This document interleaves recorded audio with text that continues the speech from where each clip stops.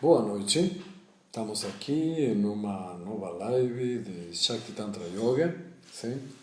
Demorando um pouco porque estava tentando aqui no computador filmar nossa live, mas há algum problema no computador que ele não está conseguindo entrar no YouTube.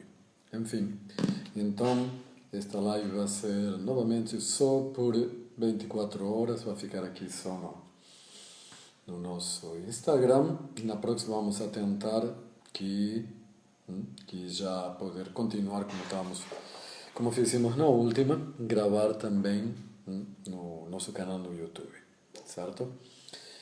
Então, tá aqui chegando já as pessoas, então continuamos com nossas lives, não trabalhando sobre as perguntas. Acho que entrou aqui. Parece que entrou o. Mas entrou no teu. Vê se você consegue entrar. Bom, a gente está aqui tentando. Vamos começar. Então, depois, se continuar, se conseguimos conectar, aí a gente começa lá no nosso a gravar. Então, como eu falava, estamos tendo bastantes perguntas bem interessantes, não? E que a vezes que se repetem, não? Dúvidas que as pessoas têm, não? Com respeito a yoga e com respeito a tantra, certo? Então, uma das perguntas mais comuns que a gente recebe, não? Essas diferenças que nós temos, você se fala de tantra é mão direita, tantra é mão esquerda, tantra não dual, não neo-tantra. O que significa tudo isso, no? E que é tantra em meio a tudo isso, certo? Então hoje vamos a fazer uma live tentando esclarecer, dar um contexto, certo? Para tudo isso. Então, para isso temos que falar o que é Tantra. Eu vou dar primeiro, não todo mundo fala, eu dou sempre respostas muito complexas. Vou dar uma resposta muito simples, mas que em realidade serve para pouca coisa, certo? Que é mais ou menos caracterizar que é Neo-Tantra, que é Tantra é mão direita, Tantra é mão esquerda, não? Assim. Então, mas falo que, por exemplo, normalmente você vai encontrar a definição, por exemplo, que o Tantra se divide, não, entre Tantra em mão esquerda e Tantra em mão direita. Não? Isso, em realidade, é praticamente uma divisão que começou a acontecer desde fora próprio do movimento tântrico, não?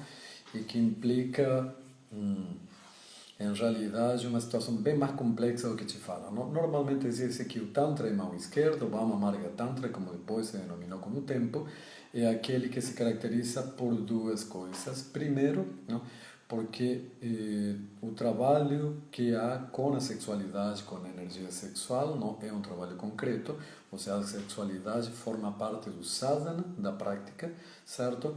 E também que toda essa prática tem como objetivo fundamental a procura de siddhis, não? Os poderes yógicos, certo? Então, essas duas características, a procura de siddhis como objetivo, não? E o uso, não, de técnicas sexuais dentro do sadhana, explícitas, não? Assim, seria o que caracterizaria o Vama Marga Tantra, certo? O Dakshina Tantra, sendo que o Tantra é mão direita, se caracterizaria justamente por não utilizar essas técnicas sexuais. Só um momento que eu acho que conseguimos aqui finalmente entrar no computador. Então, um segundo só. Estou aqui conectando para que a live fique gravada. Certo? Aqui, transmitir ao vivo. Então vamos ver se o computador quer. E continuando, como eu disse, o Tantra é mão direita, bater, certo? A questão de que não há esse trabalho com a sexualidade, há um reconhecimento da energia sexual, mas essa união Shiva-Shakti, essa união das polaridades masculinas e femininas, dessas energias, que dentro do Vama Marga Tantra é tomado como uma polaridade, um trabalho conjunto entre seres humanos, se torna um trabalho interno entre energias que são reconhecidas como internas, não? E o objetivo já se diria não só atingir poderes nicides, senão o samadhi, a elevação espiritual, a conexão, uma conexão superior, certo? Uma transcendência justamente do mundano. Então se colocam em planos opostos, não? Sobre essa questão. Os dois considerariam o trabalho que teriam em comum o Vama Marga Tantra, não? E o Dakshina Tantra, o conceito, não, integral da realidade. Em realidade, e depois temos o Tantra não dual que se fala, não? Em realidade, quando falamos de Tantra não dual, a característica do Tantra justamente é não ser dual. De esquerda ou de direita, certo?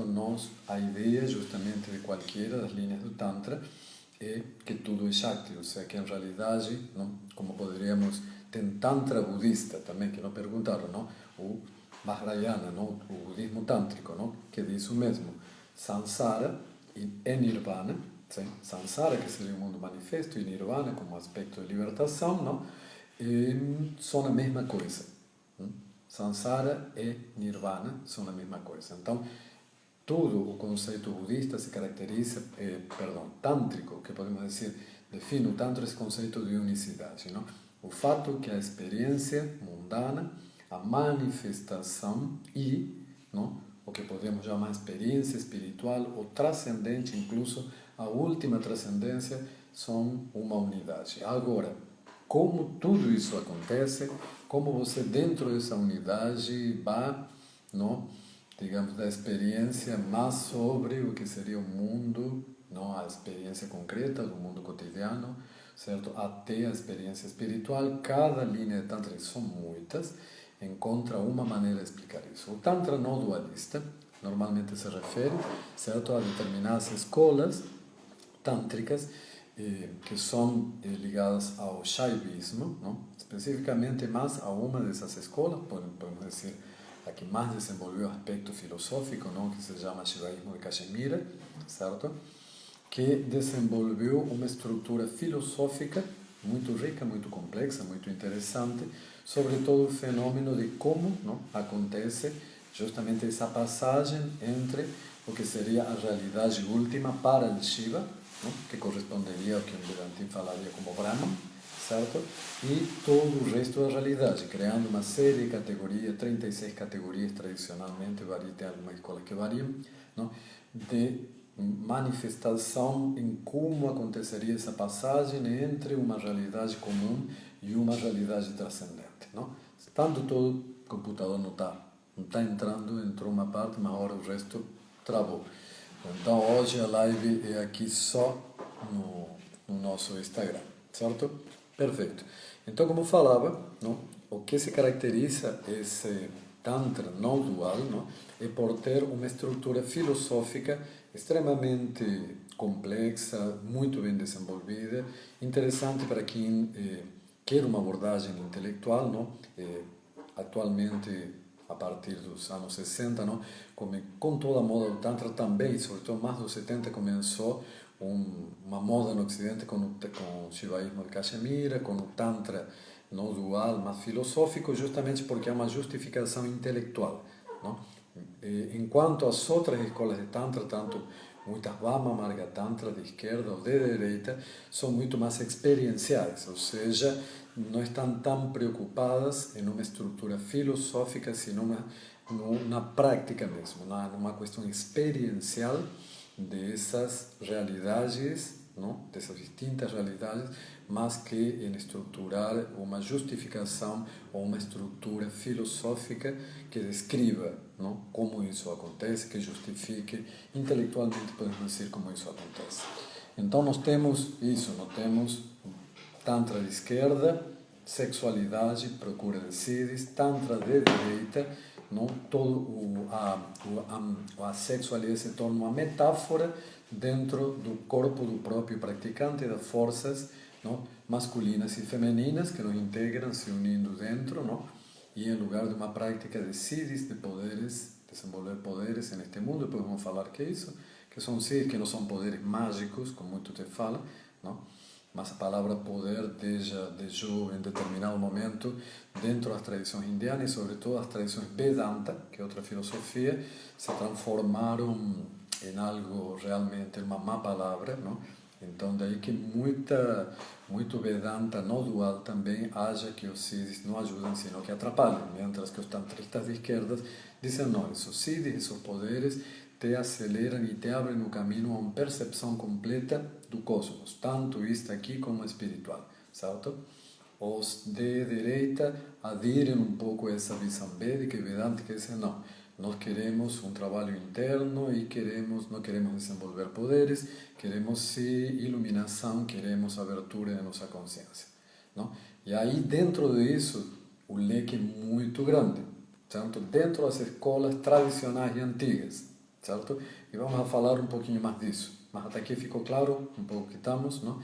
E temos o Neotantra. Na realidade, tudo que se faz atualmente, salvo algumas escolas que têm tradição, como, por exemplo, a Escola no Dual de Caxemira, que tem uma tradição contínua, que podem dizer que tem realmente uma tradição na Índia, como a Escola Sri Vidya, por exemplo, também, não? No sul da Índia, que Tantra no Dual, não? Também com um enfoque filosófico muito forte, não?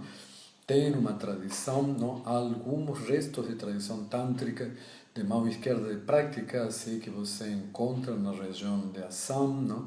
Na região que é tradicionalmente tântrica, perto de Calcutá, na Índia, entende? Mas, em realidade, tudo o que acontece, incluso como essas mesmas tradições, como chamamos, não duais, como o Shivaísmo de Cachemira, a Escola Krama, como Sri Vidya, não? A maneira em como estão sendo utilizadas neste momento pode se caracterizar como Neotantra. Então, praticamente tudo que fazemos em Ocidente, por ser uma nova evolução do Tantra, porque por mais que alguns grupos queiram se acercar à tradição, não? Nós vamos a comentar essa tradição. Todo evolui, incluso na Índia, e na Índia, nós culturalmente, numa série de coisas, estamos muito longe da Índia, certo? Em realidade, yoga e tantra, quando chega ao Ocidente, se transforma em outra coisa, cria uma nova etapa histórica do desenvolvimento do yoga e do tantra. É o que eu sostenho, que muitas pessoas sustentam. E isso não é nenhuma crítica a outros, sino que nós somos uma nova evolução do yoga.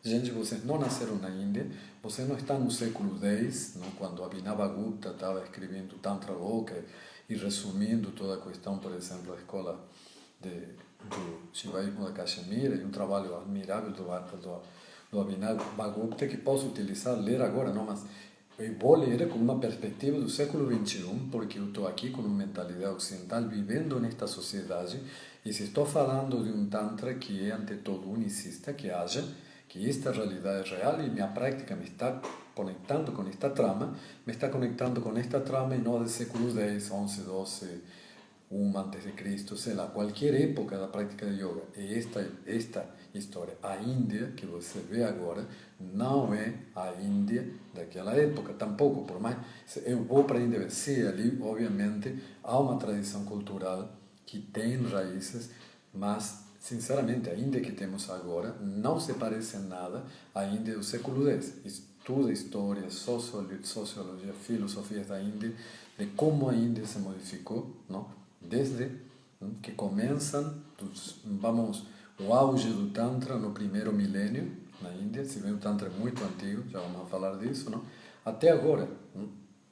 É como a própria Europa, não? Bota a Europa 1000 anos atrás, e o que a Europa agora, temos uma continuidade cultural que podemos, mas não temos maneira de comparar, não? O que era 1000 anos atrás a cultura com o que é agora, como ela se desenvolveu. E estamos fazendo o salto já a outro universo cultural que é ocidental, que nós estamos aqui no século XXI, nesta época, em onde estamos assim, nos comunicando por redes sociais, numa rede, internet, que a internet é uma nova versão do Tantra, justamente que o Tantra é trama, é algo que liga tudo. Aqui estamos em uma nova versão que nós estamos criando do Tantra. Então, não temos maneiras de estar em algo que não é Neotantra. O que eu faço é Neotantra. Só que Neotantra, geralmente, você vai escutar referido A obsessão que o Ocidente desenvolveu, e isso eu expliquei, vem já da época vitoriana, não? Quando os ingleses, a colônia inglesa, não? Final do século XIX, começou a ver o Tantra, e em uma sociedade moralista, o único que considera ver das práticas tântricas de mão esquerda é o fato de considerar a sexualidade, e incluso na de mão direita, que haver uma linguagem sexual para o êxtase espiritual, não? E isso, não, fez que, sobretudo na década, juntando-se na década dos 60 e isso, com a liberação sexual, se começou a entender o Tantra como uma prática que era uma espécie de supra-sumo de sexualidade sagrada, certo? E o Tantra, apesar de achar a sexualidade sagrada, é mais que a sexualidade sagrada. Não é só a sexualidade sagrada. Dá para entender? Isso leva a muita confusão. Muita confusão. Mas você, em meus cursos, falo que a sexualidade é sagrada. Em certo medida, porque a palavra sagrado para nós em Ocidente significa uma coisa totalmente diferente, que significa, se eu falo para um indiano tantrista, das cartas baixas onde o Tantra está. O significado de sagrado é muito diferente. Não? E aí temos como realmente, não, nós estamos muito presos de palavras e conceitos culturais quando aplicamos diretamente. Não? O que significaria, não, realmente para na cultura indiana e na cultura, não, tântrica original, não, falar que o sexo é sagrado. É um pouco diferente realmente o que significa para nós neste momento. Mas em si, não, estava relacionada o Tantra relacionou a energia sexual, a possibilidade de a partir dela atingir o que seria, não, os maiores níveis espirituais. É nesse sentido que ele é unicista, não? Se eu digo que todo o que está aqui embaixo e o que está aqui em cima é a mesma coisa, certo? Então, é essa via de conexão. Está tudo igual. O que está em cima, o que está embaixo é o mesmo. Então, daí que a sexualidade é sagrada, certo? Mas, e a ritualística que envolve tudo isso está sendo muito confundida. Então, o Neotantra tomou essa dica e começou a confundir, incluso muita gente confunde, por exemplo, o Kama Sutra e as artes eróticas indianas, que não tem a ver com o Tantra, são outra questão que um dia até podemos falar, é numa live que não são o mesmo que o Tantra. Então, técnicas sexuais, como no Kama Sutra, que são para prazer, sem nenhum problema, não são técnicas tântricas sexuais. As técnicas tântricas sexuais basicamente procuram, não, utilização da energia sexual, já seja quando há relação sexual entre seres humanos ou quando essas energias sexuais funcionam dentro do teu corpo, não, esquerda e direita, não? Mas essa questão que se a energia sexual é a de base, de aí vou construir tudo, certo? Então, o Neotantra confunde isso com sexualidade, com hiperorgasmo, com uma série de questões e termina na massagem tântrica e, enfim, cada vez mais, quando mais passa o tempo, mais se transforma em um negócio onde te querem vender Tantra, certo? Literalmente somente como uma ferramenta mais hedonista de você aumentar o teu prazer sexual, não? E desgraçadamente cada vez se prostitui mais, não? E quando falo se prostitui mais, estou falando literalmente, não? Porque se você pega, por exemplo, massagem tântrico, aliás, de terapeutas que oferecem isso como uma terapia, e isso, já discuti bastante sobre isso, é muito discutível poder utilizar a massagem tântrica como terapia, num sentido sério de discussão. Também, não, nós teríamos que grande parte do que utilizam isso, quando você vai entrar de massagista tântrico, todo é uma forma de prostituição. Não tanto a massagem, se oferece muitas terapeutas, como a massagem tântrica dentro do aspecto de prostituição. Não? E esse é um problema sério, não? Porque aí começamos a misturar realmente por esse erro de enxergar o Tantra só do aspecto sexual com elementos que o Ocidente neste momento está tomando do Tantra e incorporando literalmente aspectos que são prostituição, não? Tanto que se você entra, por exemplo, massagem tântrico, em um site, em uma pesquisa do Google, não, vai encontrar terapeutas que se oferecem e depois muitas pessoas que claramente você vê trabalham com prostituição e que estão oferecendo. E nada contra a prostituição, entenda-se bem aqui. Eu apoio o fato de realmente a prostituição ser uma profissão, e você viver disso, se isso tu escolhes pessoalmente, ninguém te explore, não? O uso do teu corpo como ferramenta de trabalho é teu direito. Mas o que eu estou falando é não confundir elementos do Tantra com sexualidade. Te vendam hiperorgasmo ou te vendam o que seja. O Tantra é um elemento mais de expansão de consciência. A sexualidade está incluída, sim, não? Você vai trabalhar com todo esse potencial orgásmico, sim, mas você vai entender como ele não está limitado só à tua vida sexual, senão ele faz parte de uma visão transcendente, incluso de você mesmo, não só de tua própria sexualidade, sino tudo, de tua afetividade, de tua criatividade, de teu intelecto indo para o espiritual. Então é uma visão muito interessante e muito difícil para nós compreendermos, porque independentemente de que nós nos sintamos liberados, entre aspas, sexualmente, neste momento, ainda carregamos por literalmente mais de 2000 anos, certo? No Ocidente, de demonização do sexo, nosso inconsciente ainda tem dificuldades de entender que a sexualidade é uma via realmente de transcendência completa, que é o que propõe o Tantra, especificamente, certo? E tudo Tantra, num sentido, entende que a sexualidade é uma vida de transcendência. A diferença entre esquerda e direita, que bem posterior, como fala, começa a ser isso, em determinado momento, o que acontece? Para entender, agora vamos um pouco para a história do Tantra. Certo? Várias vezes já falei que o Tantra em si, apesar de que o que caracteriza historicamente o movimento tântrico, que são os textos, eles começam já na era cristã. As datações são contraditórias, são discutíveis, mas vamos a voltar depois do século IV da era cristã, que começam a aparecer textos tântricos de diversas escolas pela Índia, e começa um revival do Tantra, certo? O Tantra em si muito antigo. Ele começou a se colocar de maneira literária no primeiro milênio, mas como prática e tradição, possivelmente, eu acredito isso, está diretamente ligado às origens da cultura, das mais antigas culturas indianas, no Vale do Indo, 3, 4 mil anos antes de Cristo, e a essas raízes matriarcais que estão em tudo o que caracteriza o Tantra, que é o culto de Shakti, certo? Então, originariamente, o Tantra está ligado ao culto de Shakti.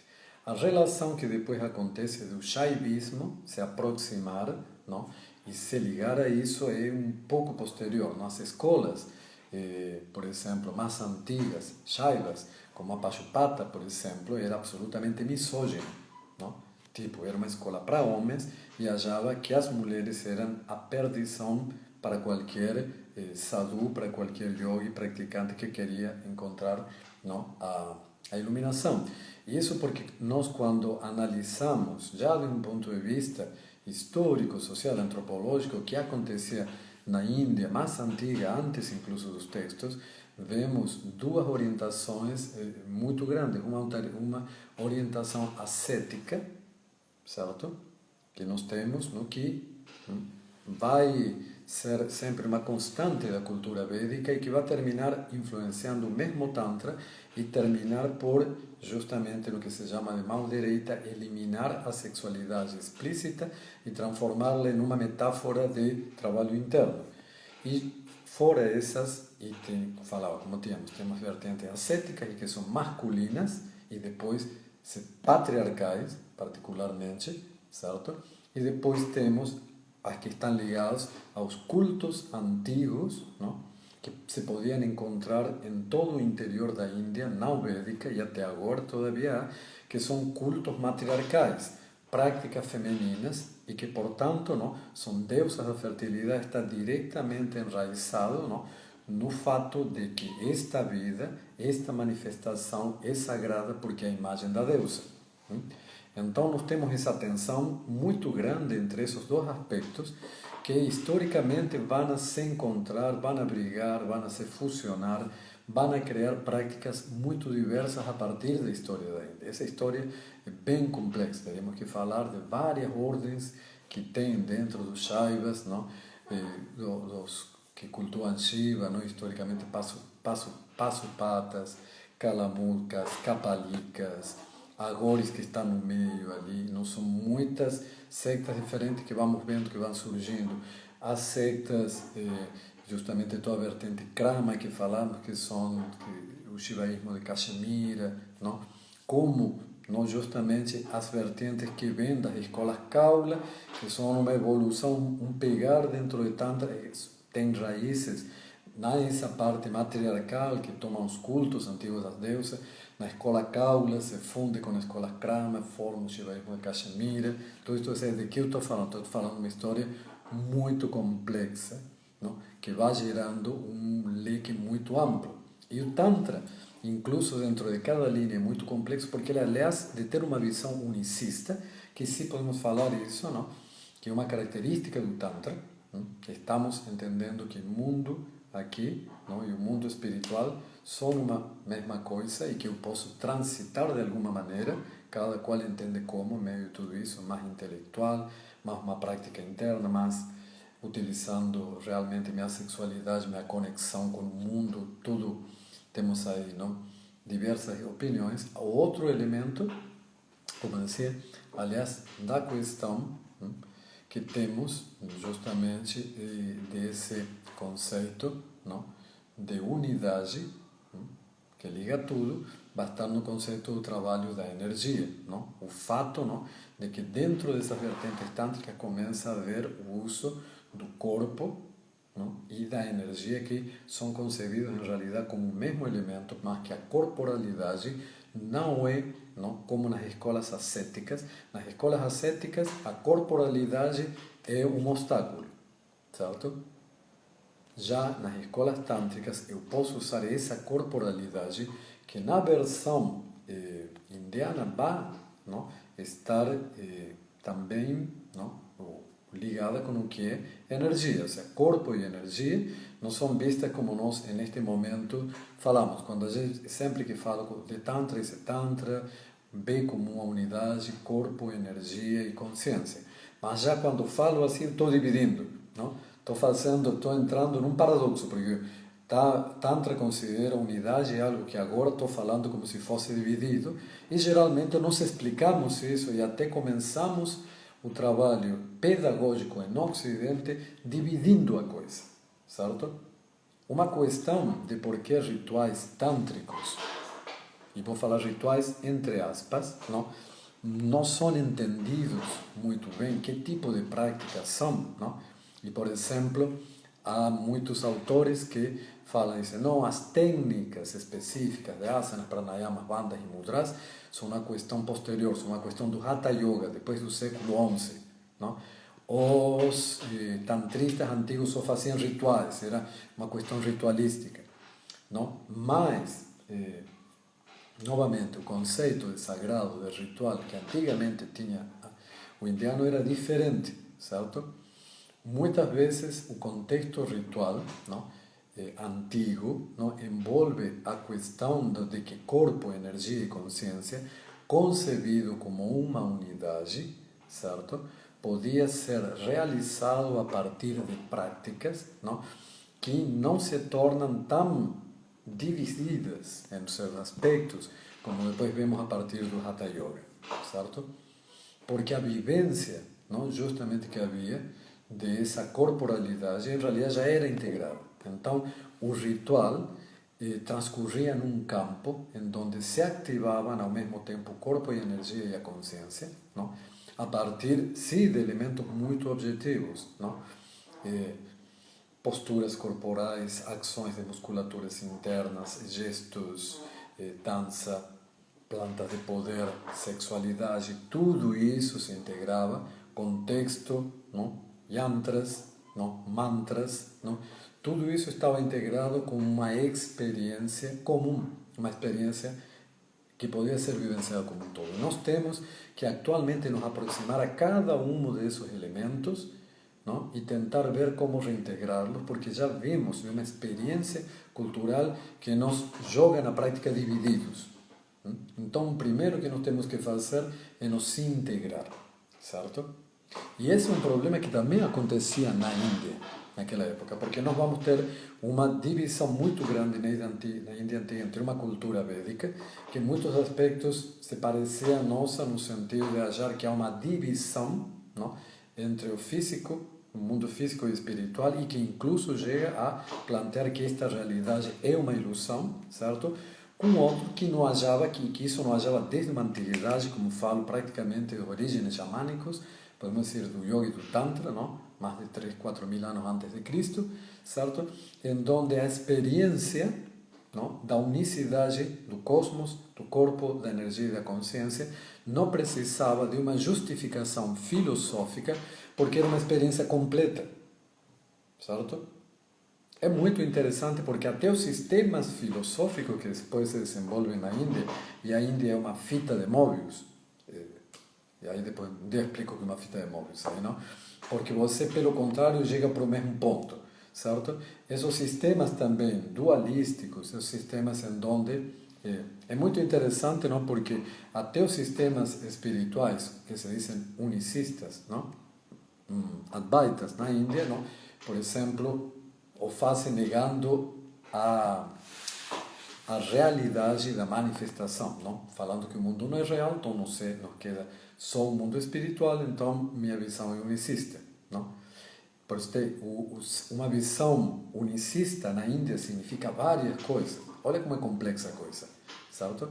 O problema que tem, que todo mundo quando te quer ensinar, neste momento, yoga, tantra, vedanta, qualquer filosofia, tende a não te falar de tudo isto, porque você diz que complicação, vou cair fora desta live, que coisa demais para a minha cabeça, não?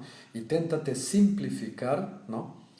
A um ponto, não? Que descontextualiza completamente e você fica com uma série de definições que realmente não te servem para nada. Não te servem nem como conceito filosófico, porque não tem a profundidade que tem essa filosofia da Índia, que mesmo que, por exemplo, não concorde com o Vedanta e não tenha uma visão vedântica, é uma filosofia antiquíssima de uma complexidade e de uma riqueza enorme, entende? Não estou falando que seja ruim, entenda-se bem. Eu estou em outro ponto diferente do Vedanta, mas é uma tradição riquíssima, antiquíssima, um sistema filosófico e uma observação do mundo digno de ser estudado e até você discordar com ele, mas extremamente interessante as diversas escolas, baitas, advaitas que você tem, não? Entende? Entenda-se bem. Mas isso, nem você tem os critérios suficientes de apreciar a profundidade filosófica dos que te propõem um approach filosófico, nem você entende realmente de que se trata a prática, não? Do que te propõe uma questão prática, não? E aí você pega algumas definiçõezinhas, não, chavões, assim, filosófico, junto com uma prática, e você não entende para que serve, para que realmente funciona, e esse é o yoga que estão te vendendo na maioria dos cursos de formação que você vai fazer. Então você não consegue nem desenvolver profundidade filosófica, nem ter uma experiência realmente de unicidade desses elementos dentro de tua prática, certo? E essa é a grande crítica que muitos setores neste momento, não, estão tendo sobre o yoga, sobre o desenvolvimento que está tendo o yoga, certo? De como ele se difundiu e o que está acontecendo, não? Essa superficialidade é a palavra em que se convertiu a prática, certo? Essa superficialidade, banalização e simplificação, não? Que você tem em uma venda rápida. Eu sempre falo, se você vai fazer um curso de um mês para se receber de instrutor de yoga e você realmente acredita que o yoga, o tantra, da linha que você faça, tem mais de 5.000 anos de profundo conhecimento filosófico, você acredita que num mês você vai aprender isso? Certo? O que está passando por tua cabeça? Você pergunta isso. Desculpa falar assim, mas isso é uma realidade. É mais ou menos como eu te dizer que vou te ensinar a ser concertista de piano em uma semana. Entende? Dá para entender? Não funciona. Você pode chegar a ser um bom concertista, precisamos 10 anos de prática, aprender música, teoria, treinar, trabalhar, desenvolver a tua expressividade. Dá para perceber que estamos fazendo aí uma analogia, um paralelo entre essas coisas, não? Você não acreditaria, obviamente, se eu te falo, em uma semana eu transformo você num concertista de piano que pode tocar em qualquer grande teatro. Certo? É mais ou menos te dizer que não me vou te formar como yogi, como instrutor, como alguém que pode passar 5.000 anos de conhecimento complexo que não te alcança uma vida para você pesquisar, realizar dentro de tua prática tudo isso, não? Esse é o grande problema que estamos enfrentando e por que, neste momento, se torna até difícil explicar coisas estruturais como justamente que é Tantra, as diversas escolas, não? E cada conceito e como até as explicações simples, quando eu te falei no primeiro. Tantra é mão esquerda, sexualidade, siddhis, poderes. Mão direita, sexualidade só como metáfora interna, elevação espiritual. Entende? Papa, Neo, Tantra, que escolas modernas que põem ênfase na sexualidade em detrimento dos aspectos de desenvolvimento, não, que de outros desenvolvimentos a outros níveis que usa o Tantra. Sim, são definições práticas assim, mas se você não entende o contexto de tudo que estou falando, claro, não vão significar mais que simples palavras ali, não? Então, é muita coisa. E não é para se assustar com tudo isso. Quando começa com tudo isso, essa pessoa, mas isso assusta. Não, não assusta, cara. Olha que interessante você se deparar com um conhecimento, não, tão grande, tão profundo para você mergulhar, que você tem a tua vida inteira para estar ali descobrindo coisas na tua prática pessoal, no desenvolvimento dos aspectos filosóficos, intelectuais, se isso te interessa mais, ou nos aspectos práticos e experienciais, certo? É uma riqueza enorme. São possibilidades. Imagina tudo isso, não? No sentido que você faz, não? E como, se você realmente mergulha dentro disso, vai entender que isso precisa, não, de ser colocado em nossa realidade. Falamos agora de Tantra especificamente, e a realidade que temos é esta realidade século XXI, com este mundo, com todas as problemáticas e as vantagens que temos agora. Cara, aliás, entender tudo aquilo está como nós traduzimos e evoluímos, processamos, não, para este momento que estamos aqui, certo? Porque também, eu não estou falando de uma erudição vazia, eu te falo tudo isto e aquele hora falando, não. Tantra é experiência.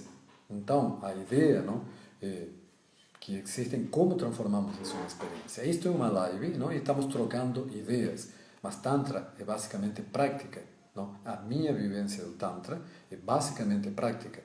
Muita gente me escutando falar porque eu me interessei muito durante 40 anos mais ou menos de pesquisa e prática, entende, em toda essa história, certo? Que eu sou uma espécie de intelectual, por exemplo, de toda a parte tântrica, em absoluto. Eu não sou, nem me considero um intelectual, sou um praticante, basicamente, e a base da minha vivência é prática de Tantra. Mas essa vivência é algo que não dá para transmitir aqui, certo? Aqui posso transmitir justamente conclusões que vêm da minha pesquisa, não, já no sentido mais ocidental, porque sou apaixonado pela história, pela antropologia, pela sociologia, então eu acho extremamente positivo olhar desse ponto de vista, certo? Mas por outro lado, não, o que guia realmente essa perspectiva, não, é minha prática pessoal, não?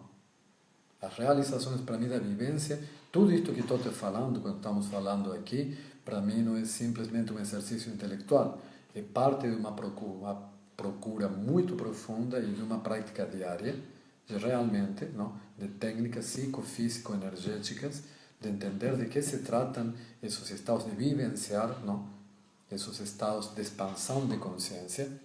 Só que o que acontece, não? Há uma vulgarização tão grande, há uma fantasia tão grande de como isso acontece que, não, ao mesmo tempo que esses estados, chame você samadhi, chame como você queira chamar, são em realidade parte da possibilidade da natureza humana, de cada um dos seres humanos.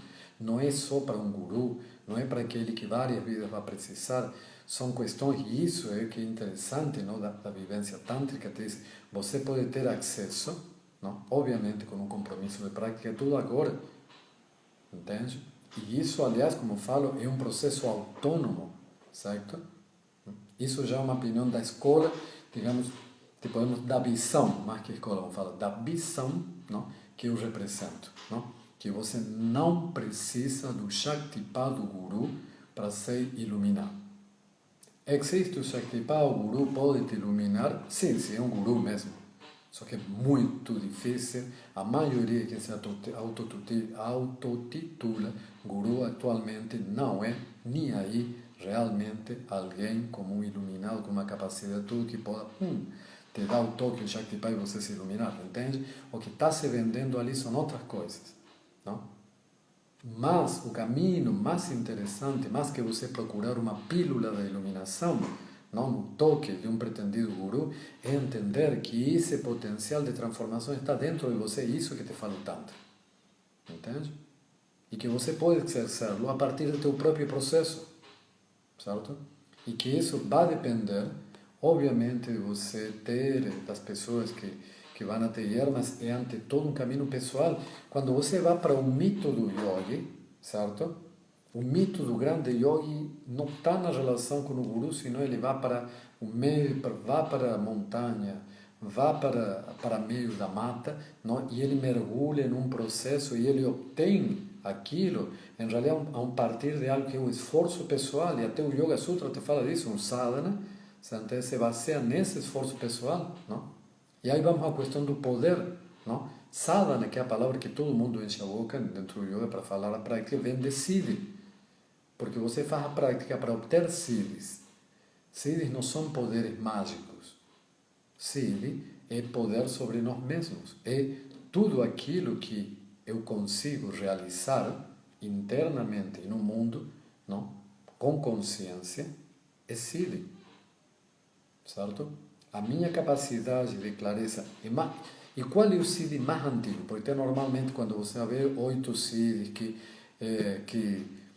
que você vai ver por aí que parecem poderes mágicos porque te traduzem dessa maneira, é ser tão grande como o cosmos, ser tão pequeno não como um átomo, você entende? Não pesar nada, entende? Ser tão pesado como uma montanha. E já vou explicar isso um pouquinho, certo? Mas o siddhi mais antigo que você encontra, não, é a capacidade de penetrar nas coisas. É traduzido assim muitas vezes, não? Desde uma planta, uma pedra, um animal ou outro ser humano, certo? Esse siddhi, o que está te falando, não é penetrar magicamente, entenda bem, não? Simplesmente o que acontece é como muitas vezes se define de maneira intelectual o samadhi, não? Que o samadhi, o estado de iluminação no yoga, no que se fala em muitos textos, no Yoga Sutra, por exemplo, não?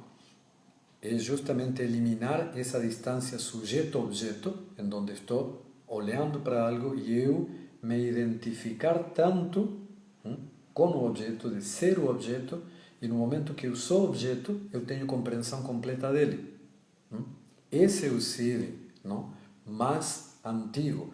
Poder penetrar nas coisas, quando traduzido dessa maneira ruim, está querendo dizer que, em realidade, eu consigo, não, entender que como minha consciência está conectada com o tudo, que tudo é Shakti, que há uma unidade, isso vem das práticas mais antigas, eu posso me conectar tanto com algo, posso penetrar dentro de qualquer elemento do universo, tanto ao ponto de me identificar com ele e, portanto, eu sentir como aquilo e ser uma vivência completa aquilo que estou. Isso é samadhi. Então, que procura o xamã antigo, não? Quando entra no animal, não? Quando ele conversa, quando ele chega, não? E se conecta com uma planta para entender o poder curativo ou não que tem aquela planta, para que serve aquela planta, não? Ele está justamente utilizando isso que depois, mais elaboradamente, vai se elaborar, vai se colocar uma roupagem intelectual e se vai chamar de samadhi. Mas isso do que se trata o Tantra, e isso do que se trata, quando falo expandir a consciência, é o que fica muito claro, não? Porque basicamente esse poder de se conectar. Não? Para quem está me vendo aqui, que seja das praticantes de Shakti Tantra Yoga, não? Se estão ali que têm a experiência justamente dessa conexão orgástica, não? Com o cosmos, não? Com a montanha, com a árvore, com a natureza, como já encontrou com o vento, como estou falando de experiências reais de praticantes de nosso sistema, entende? E podem entender claramente o que estou falando, essa integração, não?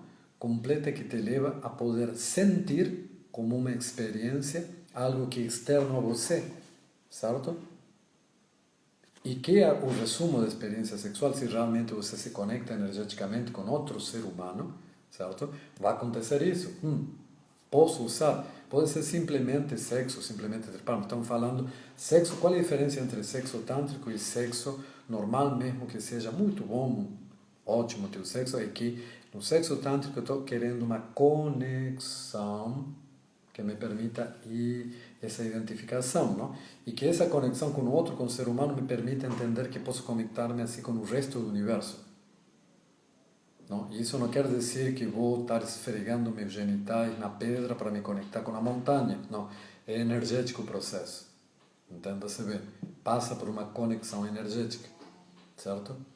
Mas dá para entender o que falo. E quando vamos, por exemplo, ao que te falam dos Siddhis, que falam, por exemplo, no Vibhuti-pada, no 3º capítulo do Yoga Sutra, não? Que muita gente do Vedanta nem traduz ou te diz para não ler. Certo? E isso, cara, isso é ruim, porque isso é censura, certo? Então, aí, por exemplo, ser tão grande como o universo, tão pequeno como o átomo. E, uma vez que eu me conecto, não? Quando, é a sensação, por exemplo, não? Que muitas vezes chamam quando você toma uma planta de poder, ou toma o ácido mesmo, oceânica, quando sinto que me diluo e tenho o tamanho do planeta, o tamanho do universo. Nossa consciência, nossa energia, quando entra na trama, se pode sentir o tamanho, não? Da Terra, por exemplo. Experiências que não têm uma relação verbal, são experiências tão ricas, não? Tão imensas que são não verbais, não? Ou posso ir tão profundo como no átomo. E em realidade, não?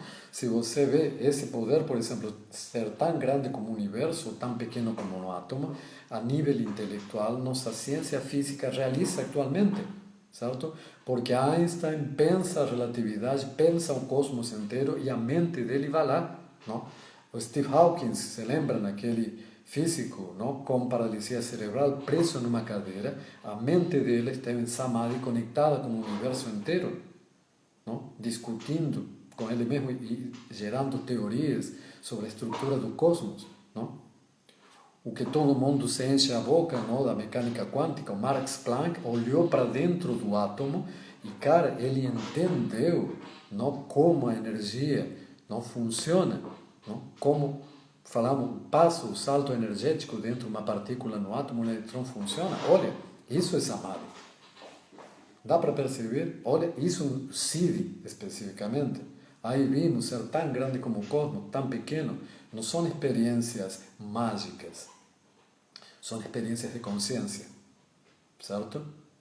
Então, quando nós começamos a entender de que realmente está se falando, porque começamos a experimentar, não simplesmente não repetir como louros, não, mas traduções, não, de textos que não só você precisa saber sânscrito, senão precisa do contexto cultural e do aquilo que estava se querendo dizer naquela época. Aí nós começamos, não, e transformamos isso em experiência pessoal. Cara, começa a surgir um universo tão rico, tão amplo, não? Que por mais que seja, que a gente agradece que seja tão grande, entende? Então, em lugar de nos amedrontar, toda essa informação começa realmente a nos seduzir, a dizer, cara, olha o tamanho de possibilidades que eu tenho aqui. Vou poder ficar brincando, não lila, o jogo tântrico, não? Minha vida inteira dentro de tudo isto, que cada dia da minha prática, não? Vou encontrar a nível energético, intelectual, criativo, qualquer dos níveis, não? Assim, vou encontrar uma nova experiência que vai me abrir outra visão, certo? Aí realmente vou estar em Ananda, nesta vida. Isso o conceito no de liberdade, em vida, tudo que começo a ter, não? O mundo deixa de ser um lugar de dor para se transformar em um lugar de fascinação. Isso não quer dizer que seja fácil, certo? Assim, aí usando uma frase que tá escrita aqui em uma parede perto da minha casa, diz: a vida é dura para quem é mole, certo? É num sentido isso, não? É como temos, a vida é um desafio, que quando você começa a entender a grandeza desse mundo, não, você vê, estava falando outro dia e acho que alguém pegou ali, não, o Residente, um músico latino-americano fabuloso e que tem uma música que se chama Respira um Momento. Cara, isso é puro Tantra, certo? Em uma visão poética como tantrista gostávamos. Tantristas, muitos eram poetas, não? Assim, tem dentro do movimento tântrica baús, vários grupos justamente que decidem não expressar intelectualmente, entende?